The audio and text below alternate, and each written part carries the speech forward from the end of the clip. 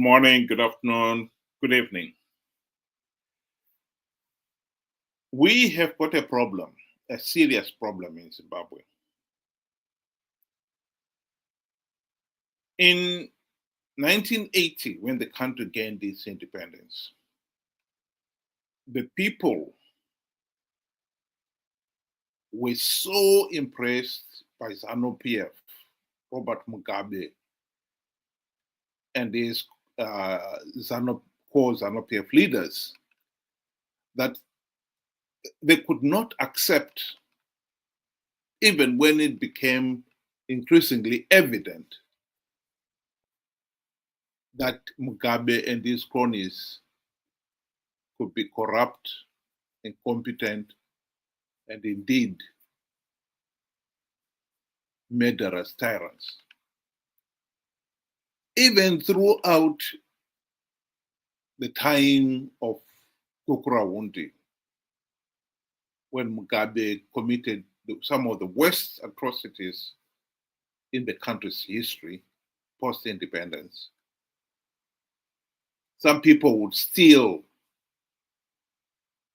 refuse to accept that Mugabe and company were tyrants. It was not until the late 1990s that the penny finally dropped.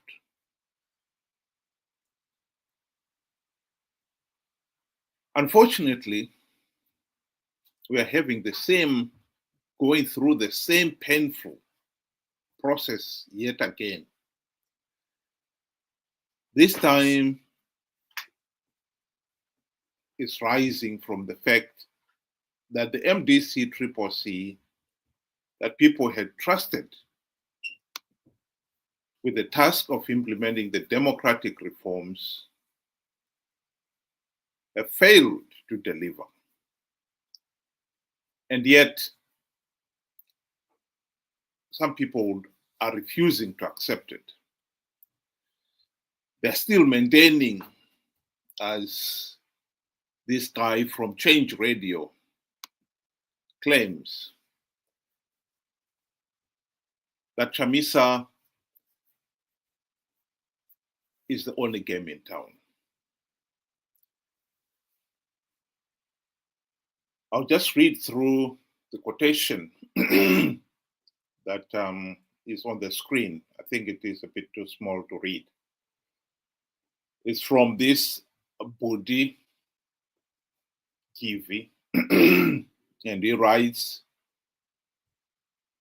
"We can say whatever we want, but we must now admit the truth. Whether you agree with his strategies or not, Mr. Chamisa is the only game in town. He went away from politics for more than a year. Those who had long criticized his approach now had every opportunity to do so. They did not change anything. And so in another post, he says, Dear President Chamisa, you are the main event in Zimbabwe. That much is crystal clear.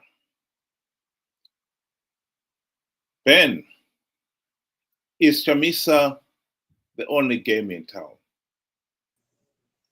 Good day to everybody. Thank you for joining us. I mean, now, they are saying he's the only game in town. A few months back is, the best foot forward and so forth.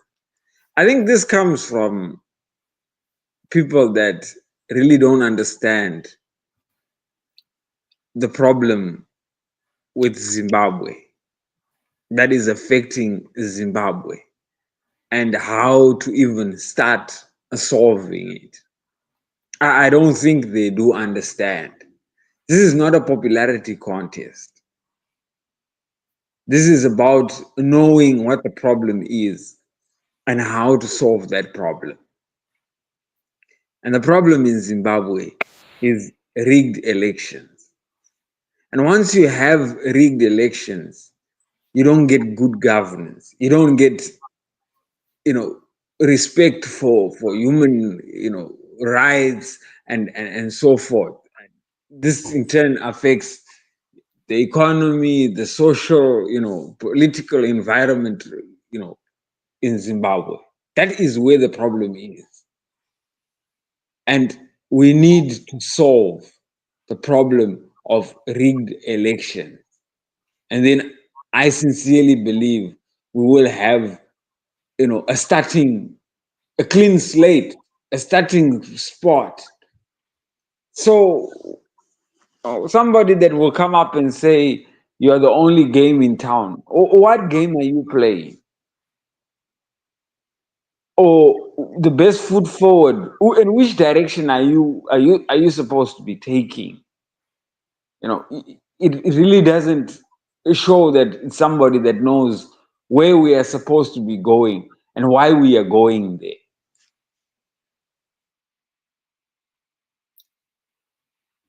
Well, to go back to what I said before about Zanu PF, that it took 20 years, or nearly 20 years, for some people to finally admit that Robert Mugabe and his Zanu PF cronies were corrupt, incompetent, and murderous thugs.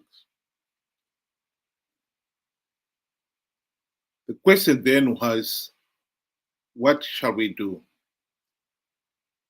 Because people realize that as long as Zanu PF stays in power, as long as Zanu PF is able to rig elections, they are stuck with the regime.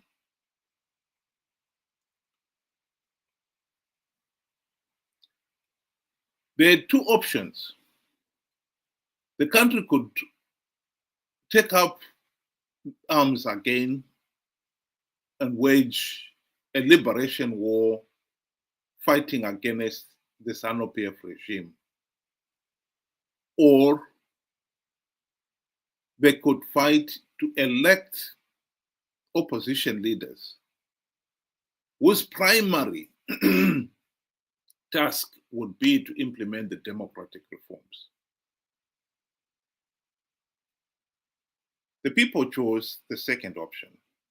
And I think it was the wise choice. It was the right choice. As much as Zimbabweans, particularly those MDC supporters, have been chanting about change, chinja maitiro, change, chinja, for the last 25 years, it is becoming increasingly clear that most of those supporters had no clue what those democratic changes were supposed to be, much less who was to implement them and how. Because if they did, then they would have realized by now that 25 years since MDC came on the political scene, they failed to implement even one token reform. This is why Zanu PF is able to blatantly rig the elections. Did they have the opportunity to implement the reforms? The answer is yes, they did. The 2008 to 2013 GNU, the primary purpose of that GNU was to implement the reforms. Our problem is that we've got an electorate that really doesn't understand what the opposition task is. Because if they did, they would not be talking about Chamisa is the only game in town. Game in town to do what?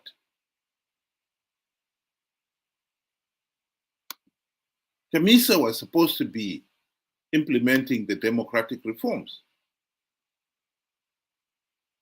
And he has failed to implement even one token reform in 25 years. So the most important issue here is to accept that the opposition, they failed to carry out the task that the people expected of them. And that should be enough to say, let's look for new opposition leaders who will implement the reforms.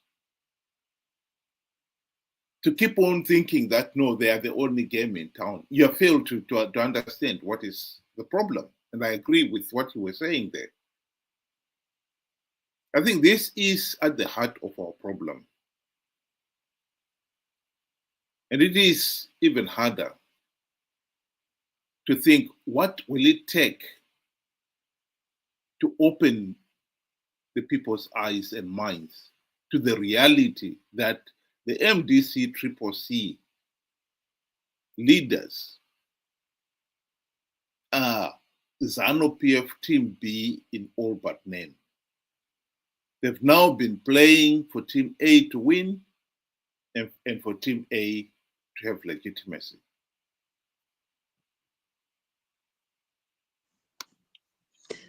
Yeah, I mean, this popularity contest, gave birth to participating in rigged elections. This is what started it. With people like, Budigivi heaping so much praise and, unwarranted, elevation that some, political players thought, we might as well go after,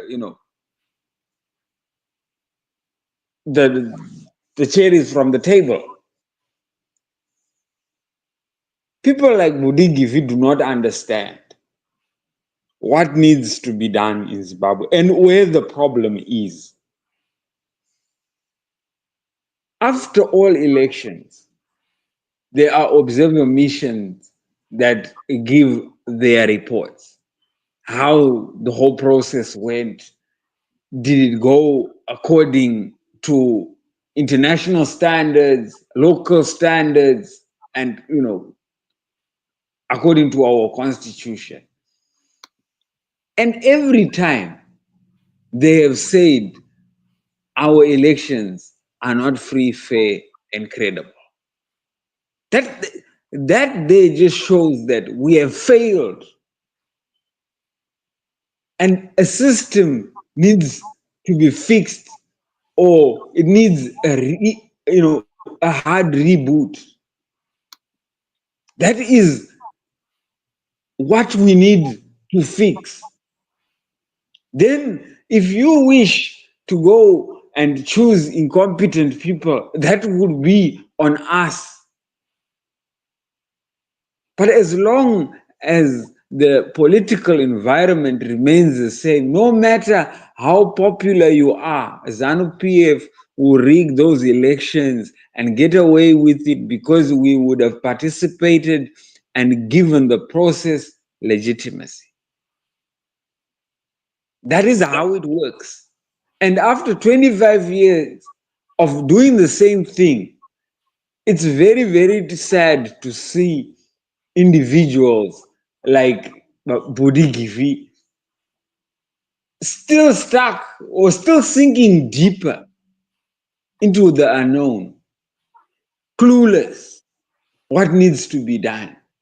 When we are supposed to be beyond this stage, entering into the, implementing the reforms that are needed to ensure that by 2028, we have free, fair, and credible elections, such that these free, fair, and credible elections would be also beneficial to their candidate. Because as long as it is, no matter how popular Chamisa is, Zanu PF has got, I would say, a blank check. They can write whatever figure they want. And he will never win rigged elections. They never forget. He promised that he had strategies Not only did they beat them in elections, they took away his party just to, to scorn you. This is what we need to learn and open our eyes to the fact that Zanu PF will always rig elections, especially when the political environment remains the same. Period. Nothing will change. We can try and lie to ourselves, call who best foot forward, call the other person, whatever. That is the fact. And we should deal with facts.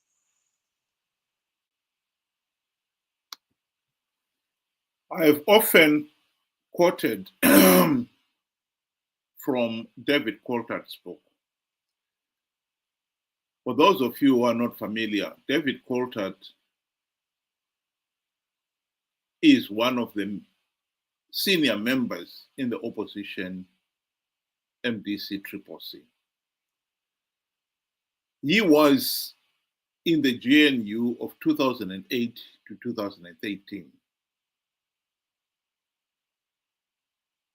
In his book, he admits that the election process in 2013 was so flawed, so illegal, that the only logical step was to withdraw. He goes on to explain why he and his fellow MDC guys did not withdraw. There were two main factions then, MDCN and MDCT. Each of the two feared that if they withdraw, the other one would participate and win the available seats. They knew that Zanu PF was going to give away a few gravy train seats to entice the opposition to participate. In other words, both of them went on to participate in the flawed elections, knowing fully well that participating will only give Zanu PF legitimacy. But they did out of greed. And ever since, the MDC leaders have been participating in these flawed elections out of greed.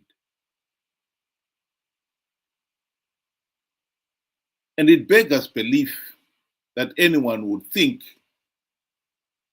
that the party that is participating in flawed elections to give Zanu PF legitimacy and perpetuate the Zanu PF dictatorship is the only game in town.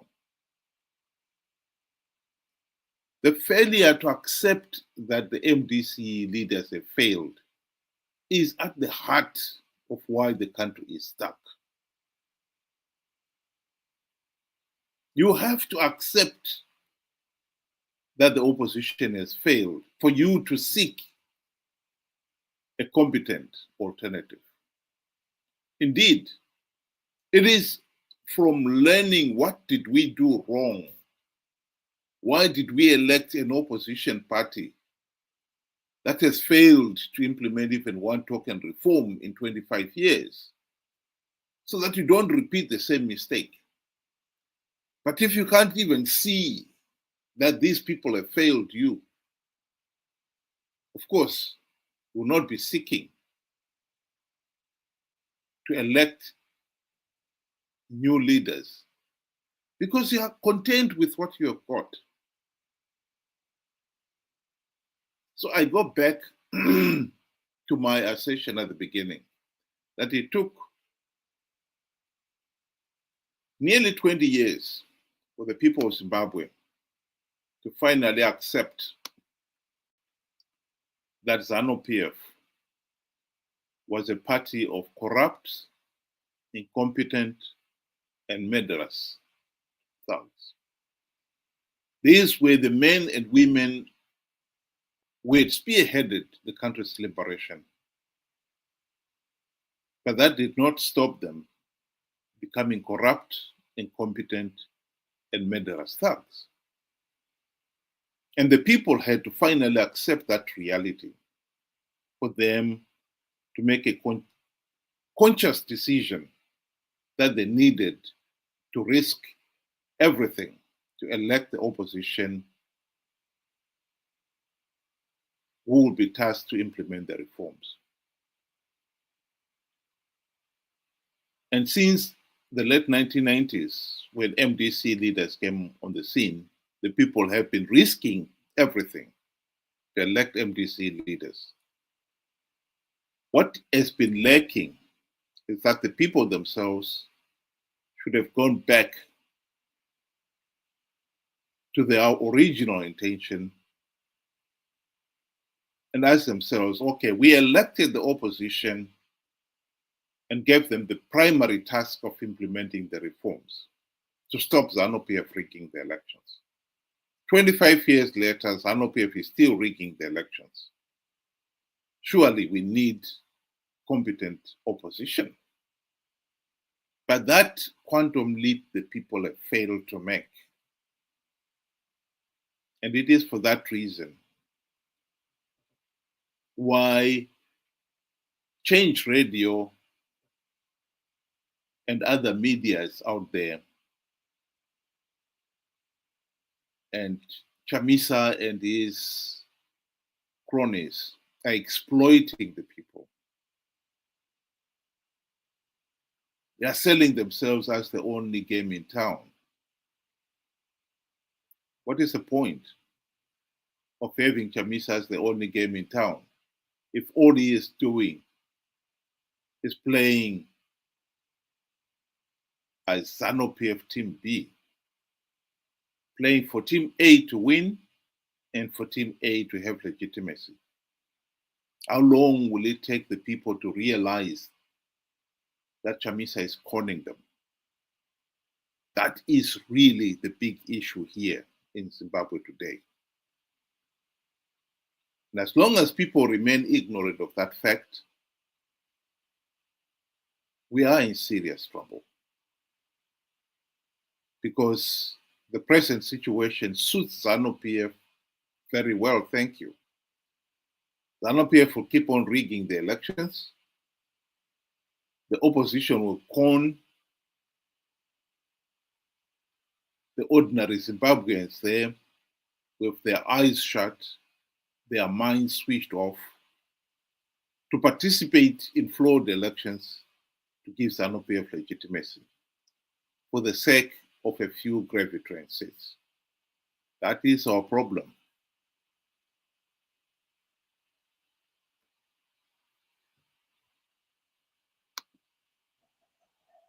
Now, in conclusion, I would want to say the thinking that, Budigivi is bringing out is what has led us to the problem in the first place. You create demigods, you create untouchables by elevating political players so high up there. 1980, Zanu PF was the darling of Zimbabwe. Nothing could go wrong. Even when people were asked by journalists, what if they fail? It will not fail. They created now a situation where Zanu PF believes they have the divine, power or rule to govern the country no matter what. And here we are creating to say Chamisa is the only opposition in town. He is the best foot forward, meaning you're closing all doors to any other. That's making it just the same, an opposition dictatorship. It is this type of thinking that has led us to this point. And it's sad, very, very sad, that we continue to have individuals that see no better candidates or do not see beyond what is right in front of their nose. No vision, no sense of open-mindedness, tunneled. That's it. And it's sad, really, really sad. Unfortunately, they too have a vote, a wasted vote, if you ask me. Thank you. Thank you very much, Ben. And thank you very much to those who were able to join us tonight. And I hope you'll be able to do it again tomorrow. The usual time, 7 p.m. UK time, 8 o'clock Zimbabwean time. The issue of stopping the madness of rigged elections is the number one issue in Zimbabwe today. At the present moment, it is very clear that Chamisa will have no problem at all conning millions of his followers to participate in flawed 2028 elections on the basis of yet another idiotic lie that he has plugged all the vote rigging loopholes and is going to win big. That is a lie. And yet some people have struggled to accept that. Some people continue to say he is the only game in town. Somebody who has lied to you, we have conned you to participate in flawed elections out of greed, and you still consider him to be the only game in town. You have to, for the nation to look for quality opposition, they've got to first accept that what is there is not fit for purpose. And that seems to be a bridge too far for some people. Alas, the whole nation pays for it. After 25 years, not even one token reform implemented. And the guy cons you to participate in flawed elections again and again, and you still think he's the only game in town. Well, you have a problem. Think about it. Thank you very much again. Have a good night.